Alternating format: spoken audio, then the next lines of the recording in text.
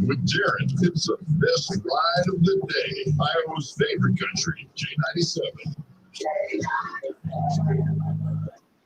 17 minutes past the hour. Make that 18 minutes past the hour of 8 o'clock. Still sitting at, well, we dropped. Oh, that's not what I wanted to see. We're at 34 degrees right now in Fort Dodge as the impending, I'm calling it a snowicane because of Luke Combs' hurricane.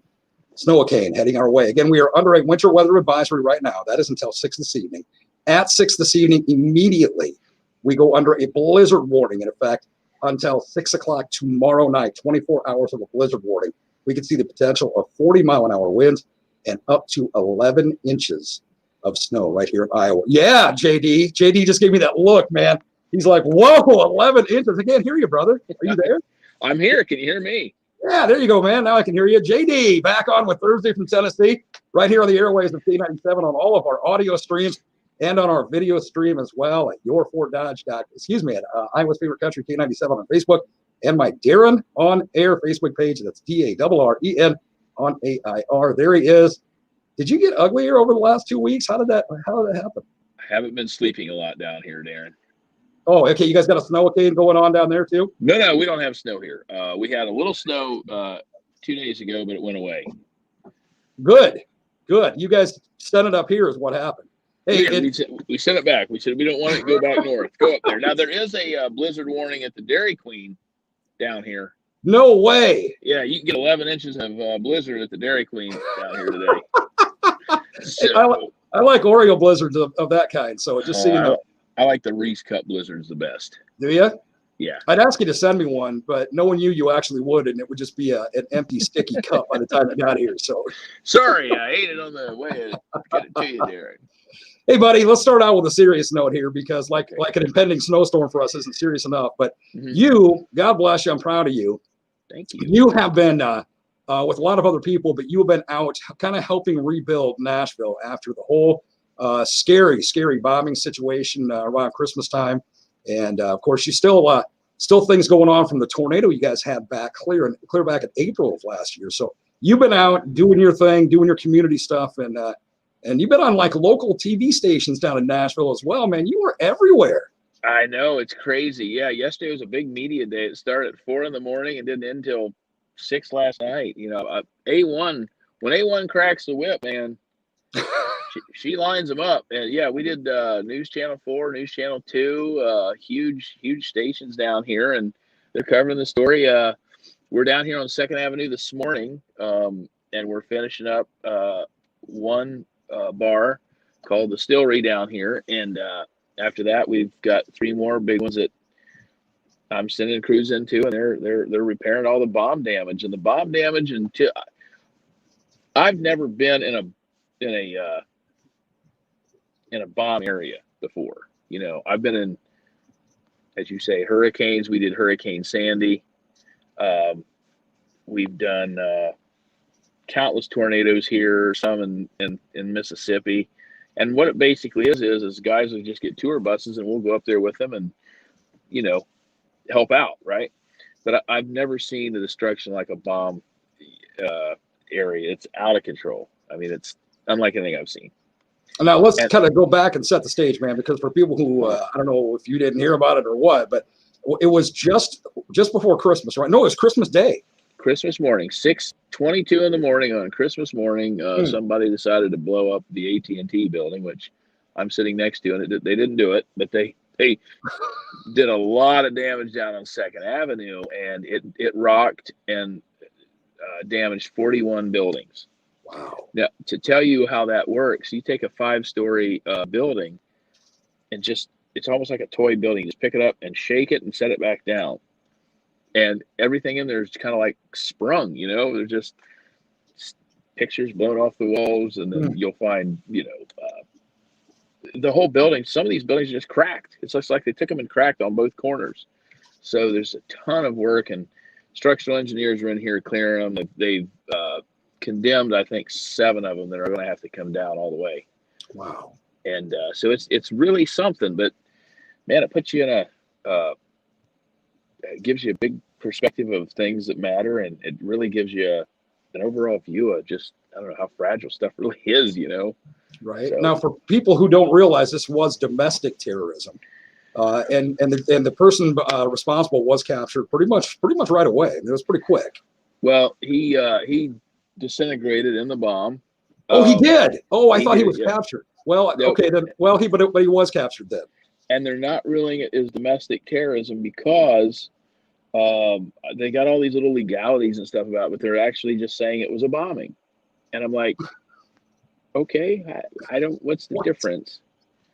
You know, it's like going to the Dairy Queen, I guess, and it's a lingo thing. It's like they can't call it domestic terrorism for some reason. I don't know why, but it's very confusing. But the whole front, like we have to access this area from the back because the whole front's still all cops and all barricaded off and all FBI, and it's still a very active scene down here, and it's crazy. I mean, this is stuff you see it's like being in a Bruce Willis movie. It's crazy. You just go, I expect Bruce Willis to come walking through at any time. With no shoes on, cut feet, the dirty tank top, Yeah. The whole works, right? Yeah. I would be like, Bruce, the Band-Aids are over there in the first aid kit. I got to finish this up. We'll be with you in a minute. It's weird. So dude, I don't expect you to be a lawyer because, well, let's face reality. You're barely a human being. But here's my legal question. Yeah. And you kind of answered it by saying you don't know, but explain to me, if you can, from your perspective, what you've been hearing while you've been working in downtown Nashville, helping to rebuild this. How is this different than, say, an Oklahoma City bombing, other than maybe the total of people that were injured and sadly killed? How is that different as far as domestic terrorism goes? It comes down to a thing, from what I understand, insurance purposes. Like Hurricane Sandy was a hurricane, but they changed it to Superstorm Sandy because apparently, due to the categories, it all comes down to the amount of insurance that's paid out, and that's what this is. And so they're saying it's a very. I'm learning stuff. You know, I just learned to read the other day. I know. You know, I know. I'm proud of you. And, I saw the picture book. You know, I've turned in all my paperwork to these people in crayon. That lights up the room. But I'm learning stuff that I didn't even know. I'm like, you got to be kidding me. So it comes down to terminology. So they're saying it's very, very similar to the same stuff used in the Oklahoma City bombing. However, this guy was running a recording for an hour and a half telling people to vacate the area. There was nobody killed in this.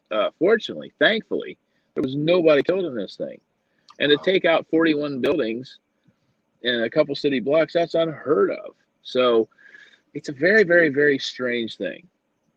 Well, now you said the bomber himself was disintegrated, so he was killed then. Yeah, he was killed, but we're not counting him because that's not nice. He should have never done that. But they were pulling pieces of him, I guess, off of everything. I love the way you classified it. Yeah, that was not nice. That was he was a bad boy. That was not nice. You were nasty. Yeah. It's just it's I don't know. It's just a weird thing because, like I said yesterday on the TV shows, we grew up in all these buildings. I have played every one of these clubs over the last 18 years of being in this town. I have played every club on the street at some point or another. And so has the road crew that we have in here working. We all have different stories. So I'll be honest, our heads are a little messed up because we're like, it'd be like blowing up the local pizza joint that everybody hangs out at. You know, it's just like, why would you do that? Wow. And you go, okay, well, the only thing we can do is get down here and help get them back open, you know? So the bomber himself left no message as to his motive, his reasons, nothing like that, or was there? Well, he claims that he was scared of the 5G technology, and he just thinks that it was gonna do in the world, so he was gonna try to take out the 5G technology. So I went, okay. So it's interesting. Are you sure this guy wasn't at one of your family reunions? I mean, you know, can you imagine? You're like, listen, Uncle Pervy, now listen, 5G's okay, but it's just the whole story is so. Again, it's a very serious thing, but it's just so weird. Everything's so weird about it. And we're way, man. And if I wasn't sitting here on Second Avenue in Nashville, I'd be like, this guy's full of crap. Wow. I mean, I'll send you some pictures. It's insane, Please do. man. Yeah. I can it's something I could envision my Uncle Seamus kind of theorizing. Mhm. You know, the 5G is going to ruin the world. And, and I'd be like, look, Uncle Seamus, you've been married 5 different times. So I've had 5 different aunts, so those, there's 5G there, right? What's the difference? We could go on with that cost us 5G to get down here. Yeah, it's just it's I don't want to make light of it, but it's just so weird, man. We're just all sitting here going, all right, okay, why not? But, so how far along is the rebuild then? How close are y'all to having it actually done? well, the one we're doing, we're going to finish up one down the street, the place called the Distillery. We're gonna have them. It's like all hands on deck. We're gonna get this one finished up by tomorrow. And we've had guys in here for the last week and a half, and that one will be done. Then we're moving up to, we've got 3 more really big ones on 3rd Avenue that have just been wrecked, and I'm guessing we'll probably have guys out there for months. I mean, literally months. And the rebuild down on 2nd Avenue, it'll take. We had meetings with those guys yesterday where I showed them my crayon overviews. It's a 2-year process. They'll be down here rebuilding this for 2 years. Dude, yeah, I was with you the last time you showed your crayon, and you ended up in county jail for about 30. So yeah, what was your favorite crayon out of the crayon box? What color? I mean, I was go ahead. Indian Sunset. Indian Sunset was mine. Yeah.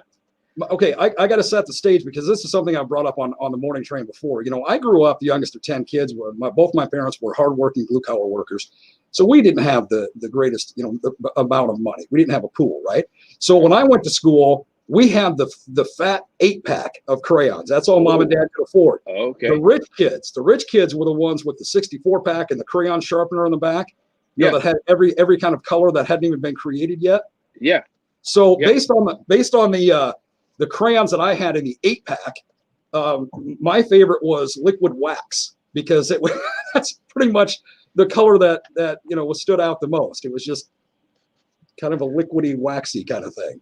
Okay, but I will say, out of that 8-pack and even those big 64-packs with the sharpener on the back, there's one crayon in there that has not been used to this day. Do you know which one? Help me out. The white crayon is still brand new in all of those crayon packs. Nobody ever used a white crayon. Nobody ever did. Yeah, that's true, man. You never said to your buddy, "Hey, let me borrow the white one." Hey, hand me the Indian Sunset or the Wyoming Sky Blue. But never the white one. Never.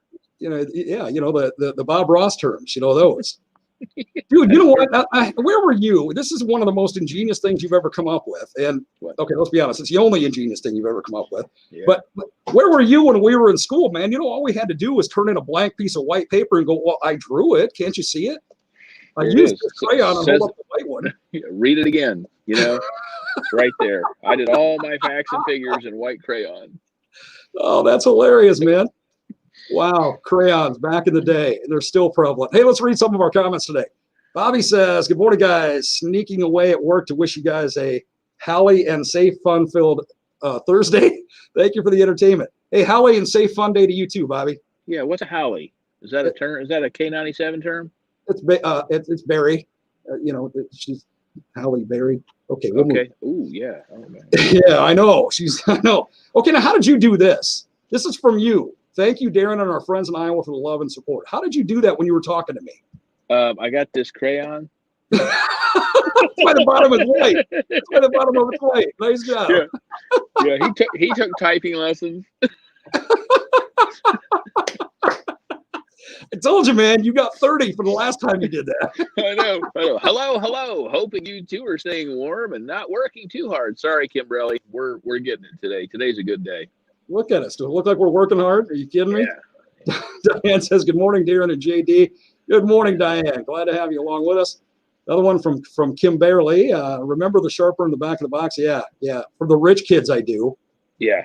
But they were always jammed up. You always had to take a number 2 pencil and stick in there to get all the crud out. That wasn't a good design by the crayon company. Kimberly says we would try to use the white, but then we get so mad because it was pointless. Well, it's pointless because you were pushing down on it too. Yeah, you got to sharpen them, Kimberly. That's why they gave you sharpeners, because they will get pointless on you. And the legendary Stumpy says, "Good morning, boys. Good morning, Stumpy." Hello, Bruce Wagner. Good to see you. That's better known as Stumpy. With Stumpy, his stage name is Stumpy. Oh, here's one thing for you today. I would encourage all the K97 listeners, whatever you're doing, wherever you're at, I don't care if you're getting lunch or buying a car. When somebody says to you, let's say, Darren, you and I don't know each other, right?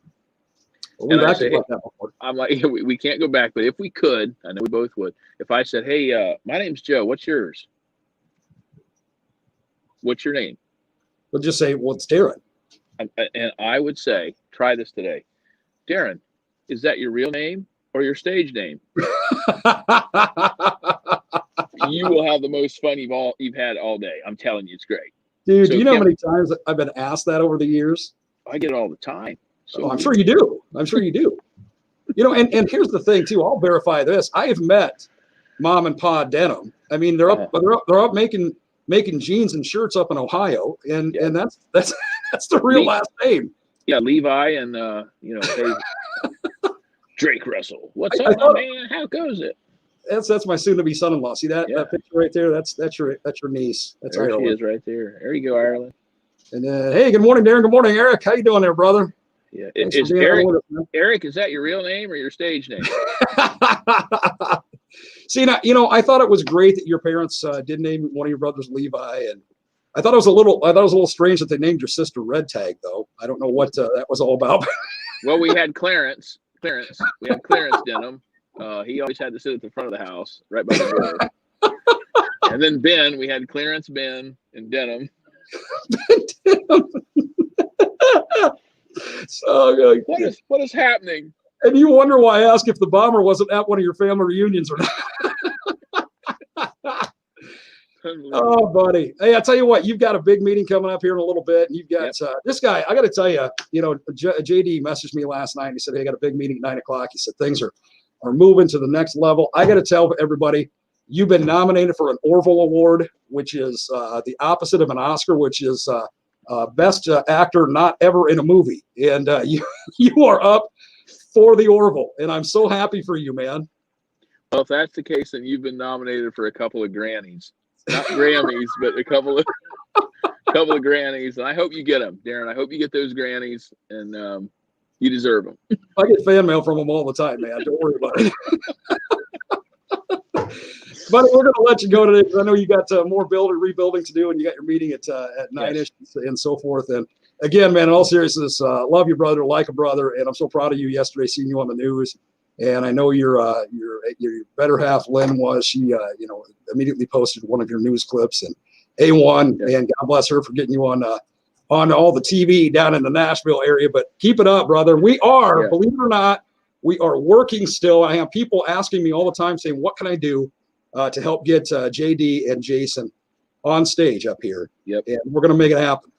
Let's make it happen. And I will say that this is serious. We're covered up with seriousness down here in Nashville, but this is it's good to be able to laugh and cut up with you about it, and kind of take a lighter look at it. But it's good to get out of our heads a little bit, Absolutely. Yep, absolutely. Hey, before you go, Eric did say that's his real name. See, that's so weird. It's just, hey, Joe, did you touch your brother's drums on Step Brothers? I did more than touch that drum. I put a few things on that snare drum, Eric. Another 30 days in county, just so you Yeah. I'm both Step Brothers, but I watched Step Brothers the other day and I was crying. I was laughing so hard. Well, you look like them both, so why would you not? I mean, again, family reunion. It was like the whole thing, right? Yep.